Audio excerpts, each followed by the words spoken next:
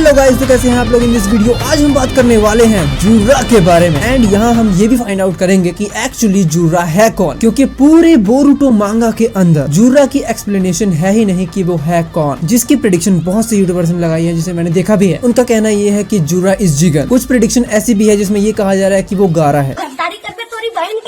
अगर जूरा गारा होता तो उसके बाल होते, वो टकला थोड़ी ना होता यार। अब तुम बोलोगे 19-20 का फर्क है। 19-20 का फर्क है, 19-20 का फर्क है, इसमें उसमें 19 लाख का फर्क है।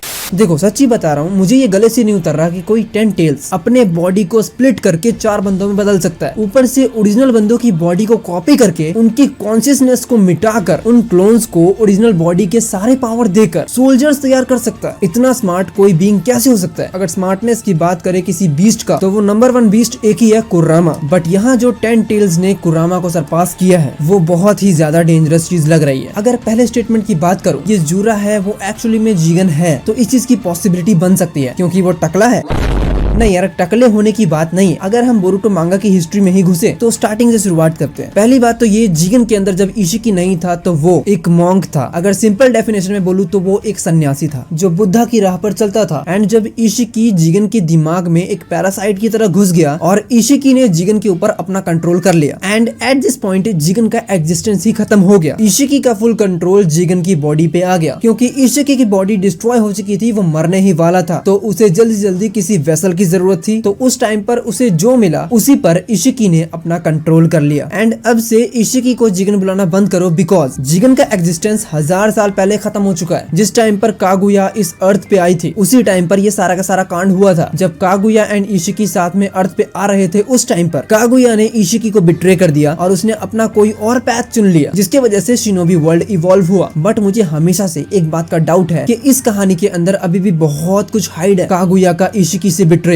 जिसके बारे में हम कभी और बात करेंगे। सो अब यहाँ पर हम जिगन पे वापस आते हैं, आई मीन इशिकी पे वापस आते हैं। एंड तुम्हें याद होगा इशिकी के पास भी अपना 10 टेल्स था और उस 10 टेल्स से वो अपनी पावर्स को एब्जॉर्ब किया करता था। और उसका एक्चुअल रीजन पता है क्या था? इशिकी एक उत्सुकी था, बट जिगन इशिकी के चाक्रा से मैच होना तो दूर, वो एक शिनोबी तक नहीं था, वो एक सिंपल ह्यूमन था, जिसकी वजह से इशिकी उत्सुकी अपनी फुल पोटेंशियल को यूज नहीं कर सकता था। और अगर इशिकी अपनी फुल पोटेंशियल को यूज करता या हाफ भी करता तो जिगन वहीं डिस्ट्रॉय हो जाता। और यही चीज हुई थी कावाकी आर्क में, जिसके अंदर कावाकी ने इशिकी को अपना वेसल नहीं बनने दिया, जिसका रिजल्ट ये रहा कि इशिकी वहीं मर गया। देखा जाए तो अगर जूरा एक्चुअल में इशिकी ही है, इसके चांसेस रियली कम है क्योंकि वो मर चुका है। बट फिर भी चैप्टर 5 के अंदर ही कुछ ऐसे प्रूफ है जिसकी वजह से मैं ये बोल ही नहीं सकता कि वो एक्चुअल में इशिकी नहीं हो सकता है। सबसे पहला, जूरा का फेस जो 99% जिगेन की तरह, एंड जिगन के अंदर इशिकी था। दूसरी चीज, वो फ्लाई कर सकता है, एंड फ्लाई करना बाकी तीनों शिंजू की एबिलिटी है ही नहीं। और यहाँ फ्लाई करता कौन था? इशिकी किया करता था। और इन सारी बातों को लेके मुझे एक चीज लग रहा है कि इशिकी जिगन के अंदर अपने आप को जिंदा रखने के लिए कहीं जाया करता था, जिसमें एक्सप्लेनेशन ये दी जाती थी कि इशिकी अभी बीमार है और वो ठीक होने के लिए गया है। और ये चीज खुद आमादो बोला करता था। बात तो ठीक है, क्योंकि जिगन के अंदर इशिकी का बसना हमेशा के लिए नहीं था। एंड इवन अपने आप को पावरफुल रखने के लिए इशिकी 10 टेल से चक्र अब्सॉर्ब किया करता था, और वो ऐसा हमेशा करता था। और इस चीज में जहाँ तक मुझे लग रहा है, इशिकी का डीएनए और 10 टेल्स का डीएनए मर्ज हो गया होगा, जहाँ तक मुझे लग रहा है। क्योंकि जैसे ही 10 टेल स्प्लिट हुआ, उसके बाद ही 4 बंदे निकले जो हमारे नोन थे, बग, सास्के एंड मोएगी। बट एक ऐसा बंदा निकला जो नोन होने के बाद भी अननोन था, जूरा। और तुमने ये चीज नोटिस जरूर किया होगा, यहाँ बग, सास्के एंड मोएगी के क्लोन की पिछली मेमोरी है ही नहीं, बट यहाँ पर जूरा की पिछली मेमोरी है। और इस चीज का प्रूफ ये है, यहाँ पर हिदारी यानी सास्के का क्लोन जूरा से ये बोलता है, हम लोग है क्या चीज? इसके रिप्लाई में जूरा बड़ी स्मार्टली ये बोलता है कि उससे क्या मतलब है कि हम क्या है, हमें तो बस अपने टारगेट पे फोकस करना है। और इसी पॉइंट पे मेरा माइंड थोड़ा सा हिल गया। अगर ऐसा होता, जूरा की मेमोरी नहीं होती, तो जूरा ये भी बोल सकता था कि भाई मुझे नहीं पता, क्योंकि ये क्वेश्चन तो मेरा भी है। बट वो ऐसा कहता ही नहीं है, पूछता है भारत। और अगर लास्ट इमोशनल बेस देखा जाए तो सभी ने मारने के लिए उन लोगों को चुना जो उनके इमोशन साइड घूम रहे थे, जिनसे वो प्यार करते थे या फिर जो उनके साथ रहते थे। जस्ट लाइक कि सारडा सास्के की बेटी है, इस वजह से हिदारी ने सास्के की बेटी को चुना अपना टारगेट। बट जूरा जूरा ने उसे चुना जो उसका एक्चुअल एनिमी था, जिसके वजह से इशिकी मरा था। और इशिकी को मारने वाला कौन था?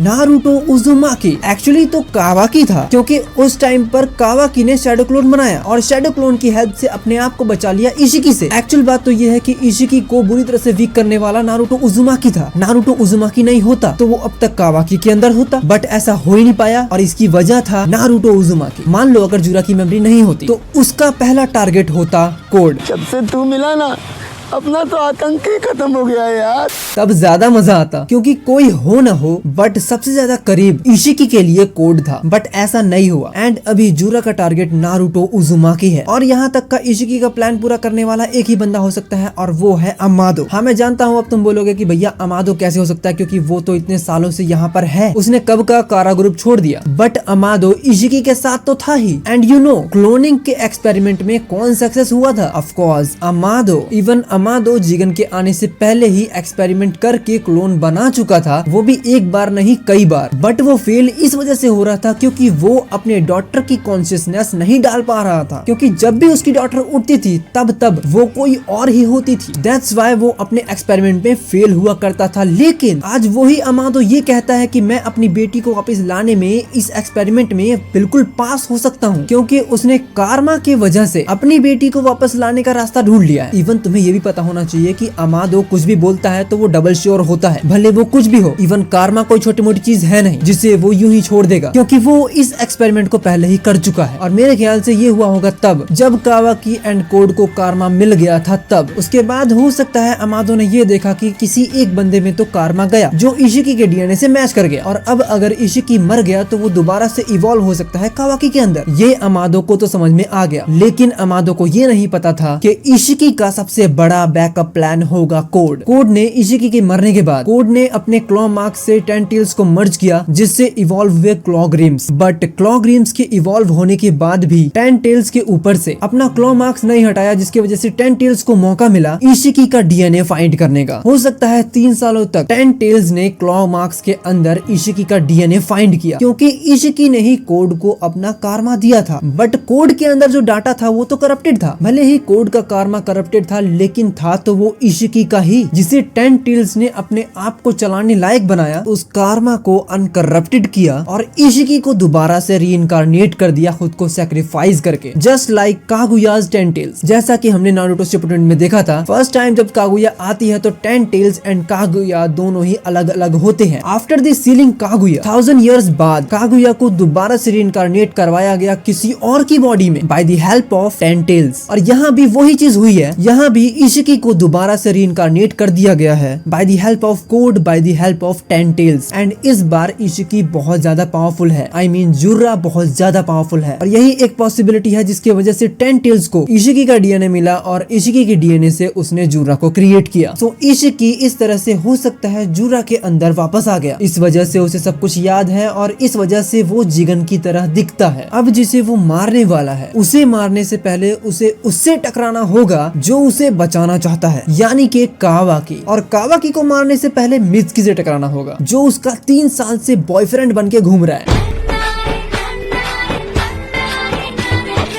अब मित्सुकी और कावाकी, सॉरी आई मीन इन दोनों मियाँ बीवी की लड़ाई अब जूरा से होने वाली है। और ये चीज हम सभी को पता है कि मित्सुकी बोलता है कि जो भी तेरे सामने तुझसे लड़ने के लिए आएगा तो मैं उसे फोड़ डालूंगा। तो जूरा बोलेगा तुम्हें उनकी फिक्र करने की जरूरत नहीं है, उनकी फिक्र मैं कर रहा हूँ, तुम मेरी फिक्र करो। सबसे बड़ी बात तो यहाँ पे ये है, जूरा कावाकी से फाइट करेगा नारुतो को मारने के लिए। और मैं नहीं चाहूंगा कि ऐसा हो, लेकिन अगर ऐसा हुआ और किसी तरह से जूरा ने कावाकी के अंदर से नारुतो को निकाल लिया तो क्या होगा? क्योंकि कावाकी के पास अभी कुछ खास है नहीं, जब से मांगा ये कुछ दिखा नहीं कोई बड़ी पावर। वैसे तो मुझे लगता है कावाकी के पास कोई ना कोई बड़ी पावर तो होनी चाहिए, नहीं तो नारुतो बच नहीं पाएगा। और मुझे लगता कि इस बार बोरुतो भी बचा पाएगा उसे, क्योंकि वो खुद उलझा रहेगा हिदारी से लड़ने में। सो आज के लिए बस इतना ही गाइस, मिलते हैं नेक्स्ट वीडियो में। आपको ये थ्योरी कैसी लगी प्लीज कमेंट्स में लिख के जरूर बता देना। ऐसे ही अमेजिंग थ्योरीज के लिए इस चैनल को सब्सक्राइब करो, बेल आइकन जरूर दबा देना। Thank you for watching guys, मिलते हैं नेक्स्ट वीडियो में।